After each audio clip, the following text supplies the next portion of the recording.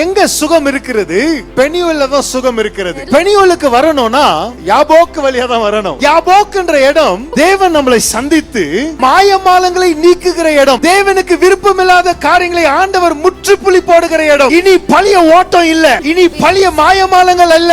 சுய புத்தியில வாழாத எல்லாவற்றுக்கும் ஆண்டவர் முற்றுப்புள்ளி போடுகிற ஒரு இடம். ஆண்டவரோட முகத்துக்கு முகம் சந்திக்கணும்னா தேவன் அப்படி நாம் சந்திக்கும் போது ஆண்டவர் நம்மளை அலசி ஆளுவார். இந்த அரிசி எல்லாம் இது அலசுகிற அந்த ஜலடை பார்த்திருக்கீங்களா? அந்த ஓட்டையில கூட முள்ளு முள்ளா இருக்கும். அந்த ஓட்டைங்க பார்க்க அதுல போட்டு நல்லா ஆட்டுவாங்க. அது வெறும் ஓட்டைய வழியா போல குத்துற அந்த முள்ளு வழியாவும் போகுது. அதை ஜலடை பண்ணி ஜலடை பண்ணி என்ன பண்ணுகிறோம்?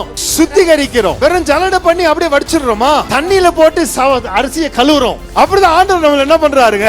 ஜலடையில போட்டு யாபோக்கு கொண்டு வந்து தனி மரமா நம்மள நிக்க வச்சு உரிக்க வேண்டியது எல்லாத்தையும் உரிச்சு நடையை மாத்தி இப்போ நீ ரெடியா இருக்கிற